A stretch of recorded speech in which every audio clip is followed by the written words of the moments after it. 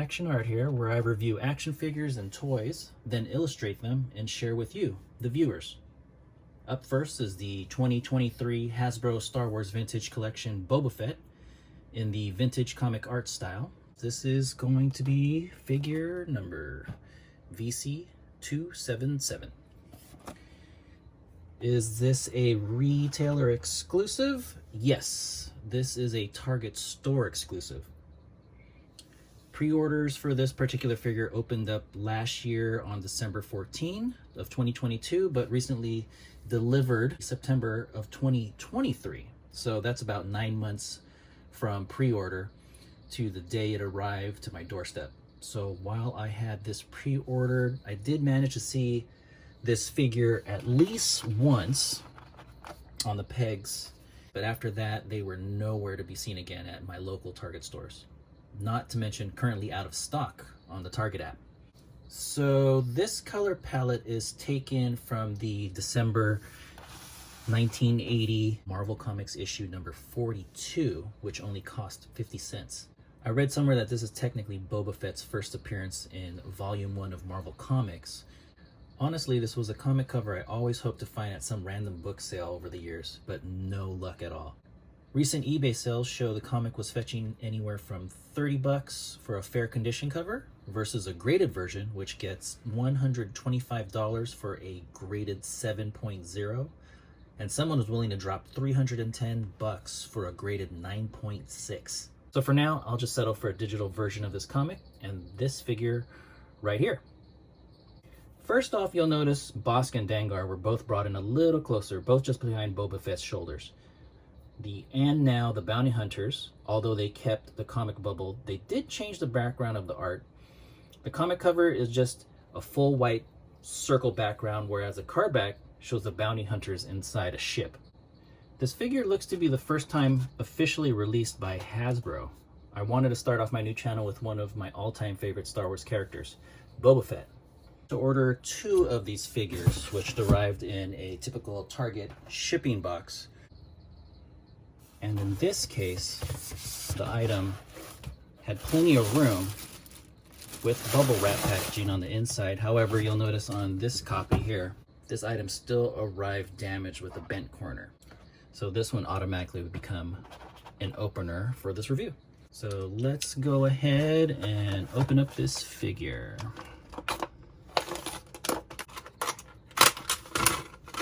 All right, now that we got it removed from the card back, we can go ahead and take a look at the figure. There's a couple paint blemishes, like immediately on the helmet. There's a speckle of red right there on the top. Otherwise, everything looks pretty good. The logo on the shoulder looks good, so let's go ahead and take him out. Here's a closer look at that red little speckle of paint on top of his helmet. He's got a light gray, medium gray cape that drapes over his shoulder. I like how it's tattered. Very cool. He does come with a rocket pack, white and that dark gray blue. He does have a port that this will fit in. It's not a circular port, but it's more of kind of half circle. There we go. And as far as additional accessories, he comes with his rifle. And he also comes with a blaster. And let's go ahead and do a little comparison. I will say the green is a little off. One from the comic looks to be a little bit more of a sap green, which has a little bit more of a yellow hint. Well, this figure always had hands if it was going to hold a blaster or a gun. It fits in there perfectly. As you can see, the trigger finger is aligned. But if you wanted to mimic the pose that's on the back of the card back, you can put the rifle in his left hand and the blaster into his right hand.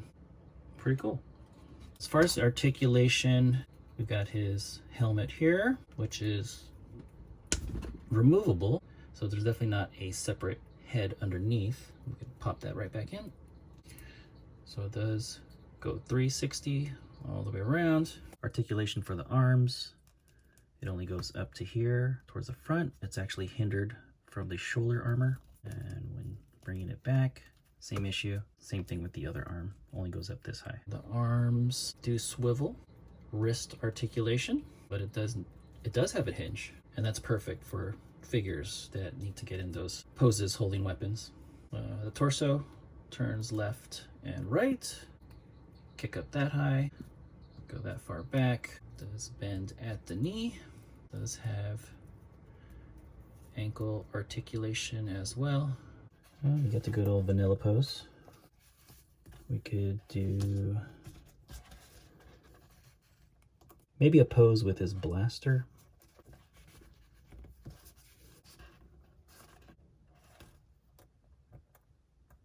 Oh, maybe try a different angle. Almost the same pose. Maybe we'll just tilt his head. Maybe the blaster's closer to his face. That's pretty cool. Oh, I kind of like that. Maybe we'll try something like that. Oh, that's kind of cool too. Maybe even moving his cape. Maybe. Yeah, some ideas. I think this is a pretty fun variant version of Boba Fett. There we go. Oh, interesting. It does have a peg hold right here on the top of his shoulder where this would actually help it stay in place. So I just gotta turn that around and just press down. Should be totally fine. Illustration in the next segment. So the MSRP on this figure was $22.99, and although I received this figure in the mail the first week of September, just 2 weeks later I saw reports that this quickly got clearance, 30% off. And some reported a week later it got clearance again, but this time at 70% off. We're talking as low as $6.29 for this exclusive figure. Were you lucky enough to cop this at a discounted clearance price? Let me know in the comments below. There was an additional Boba Fett vintage figure that released at about the same time, but based off the 1998 comic title Boba Fett, Death, Lies, and Treachery. It was a fun read with a perfect sci-fi illustration style and color palette. Is this a figure you'd like to see me review and illustrate? Leave a comment down below, and if there's enough interest, I will consider doing it for an upcoming video. Are you trying to add these comic book titles to your collection? I'll leave a affiliate link down below in the description box. Hey guys, we're on to the next segment, which is the illustration part. And I'm just getting my workstation ready. I've got a handful of paints, a handful of brushes, and then my watercolor board. I've got the action figure right here. I've got some clean water and some paper towel to clean off my brushes. And let's go ahead and get started. Shout out to those who stuck around to watch this second segment. No, really, I think it'll be fun, and hopefully I can make something really cool by the end of this video. So why create this channel in the first place? Well, it's an idea I've been trying really hard to get started. The challenge was, when should I start and how should I start? I'm still working out the details and the format, so hopefully you stick around to follow along. Honestly, it's been over 2 years since I've used my paints, so I'm a little worried how this will turn out. But it's like riding a bike. It's definitely starting to feel familiar again.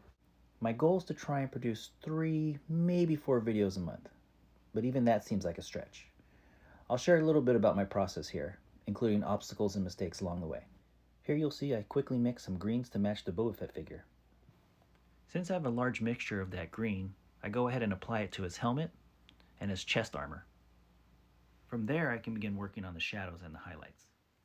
Next, I begin to introduce other colors to the figure, like red gauntlets, red knee pads, and the brown shoulder armor and ammo belt. I took some time studying the material used for the cape, because the challenging part was trying to figure out an approach to paint it in a way that it actually looked like a woven fabric. Initially, I tried layering the grays, but it still ended up looking flat. Times like this, I kind of wish I didn't include the cape. But after multiple tries, I decided to go with the dry brush technique, which actually helped achieve that textured woven feel as seen on the cape. At this stage, I'm starting to tighten up certain areas and put in the finishing touches.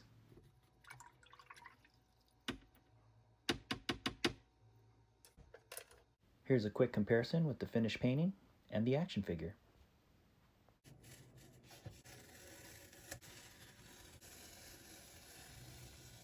And the last last thing to do is add a signature. If you like this video, do me a favor and hit that like button and subscribe. If you want to see more video reviews and illustrations like this one, please hit that bell notification button. Thank you again for watching.